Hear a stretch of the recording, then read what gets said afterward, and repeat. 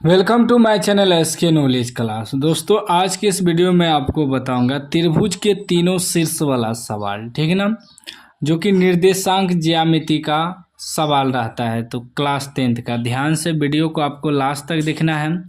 सवाल कर रहा है किसी त्रिभुज ABC के दो शीर्ष A 2,3 B 1,-3 है एवं केंद्रक 3,0 है तो तीसरे शीर्ष C का नियामक है। यानी कि तीसरा शीर्ष जो है निकालना है। इसमें दो शीर्ष दिया है और केंद्रक दिया है, तीसरा शीर्ष करा मालूम करने। जैसे ये त्रिभुज है, ये आपका A हो गया, B हो गया, C हो गया। केंद्र A हमें दिया है, शीर्ष A कितना दिया है 2,3। उसके बाद B कितना दिया है 1,-3 और C जो है C मालूम करना है। इसका केंद्रक जो होता है, केंद्रक हमें दिया है, केंद्रक बराबर दिया है 3,0, ठीक है ना। केंद्रक दिया है, ठीक है ना, केंद्रक दिया है हमें। तो देखिए ये होता है x, ये होता है y, फिर पहला x दूसरा y।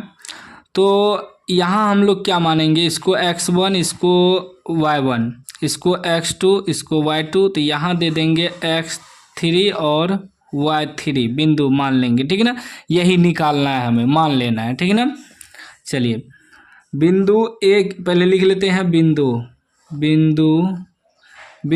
A में हमें क्या दिया है 2,3 और B में क्या दिया है, B में दिया है 1,-3 और C बिंदु में हम क्या माने x3 और y3 मान लिए, कोमा है, ठीक है ना। हमें केंद्रक दिया है पहले से, ठीक है ना। तो अब इसमें देखिए x1 बराबर आपका क्या हो जाएगा 2 हो जाएगा और x2 बराबर हो जाएगा 1 और x3 बराबर तो x3 ही होगा, ठीक है ना। उसके बाद y1 बराबर 3 हो जाएगा और y2 बराबर आपका -3 हो जाएगा और y3 बराबर आपका y3 ही होगा, ठीक है ना। क्योंकि देखिए ये x y होता है, तो यहाँ 3 बिंदु है तो x1 y1 x2 y2 x3 y3 मानना पड़ेगा, तभी मान निकलेगा शीर्ष का नियामक निकलेगा, ठीक है ना।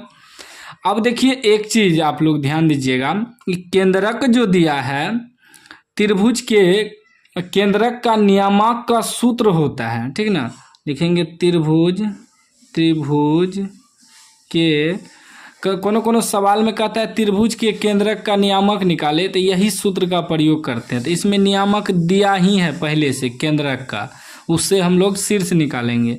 त्रिभुज के केंद्रक का नियामक त्रिभुज के केंद्रक का नियामक मतलब x, y बराबर, ठीक है ना। तो x, y बराबर जो सूत्र होता है वह आपका होता है x1 + x2 + x3 बटे 3, y1 + y2 + y3 बटे 3। यह सूत्र होता है, ठीक है ना। केंद्रक के नियामक बराबर ये x के लिए हुआ, ये y के लिए हुआ, ठीक है ना। अब इसी में हमें केंद्रक जो है पहले से दिया है 3,0 बराबर x1 x2 x3 प्लस करेंगे। x1 आपका 2 हो गया प्लस x2 आपका 1 हो गया प्लस x3 आपका x3 ही है, ठीक, लिख देंगे बटे में 3, y1 + y2 + y3।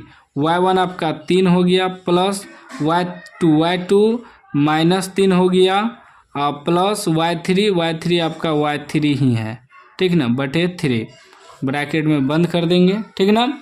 अब आगे देखिए 3,0 बराबर ये हो जाएगा 2,1,3 प्लस x3 बटे 3, ये माइनस प्लस कटिए जाएगा तो y3 बटे 3 बचेगा, ठीक ना। और ये x के लिए है, ठीक ना, x वाला, ये y के लिए है y वाला, क्योंकि पहले x फिर y होता है, ठीक ना। तो ये x वाला x के बराबर में रखेंगे। जैसे 3 बराबर रखेंगे 3 प्लस x3/3, ठीक है ना। इसको पहले हल करेंगे तो यहाँ कुछ नहीं है तो 1 है, तो इससे गुना होगा तो हो जाएगा 3 प्लस x3 बराबर 3 तिया 9, ठीक।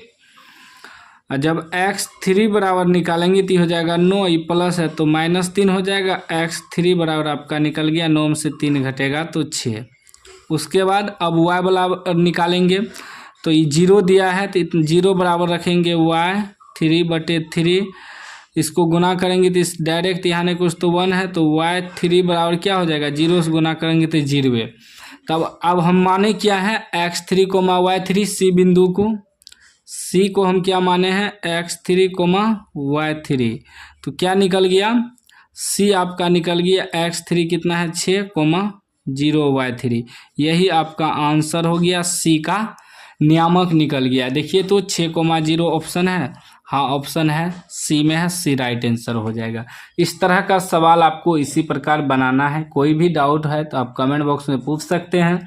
अभी तक चैनल को सब्सक्राइब नहीं किया तो सब्सक्राइब कर लीजिए और घंटी को दबा के ऑल कर लीजिए।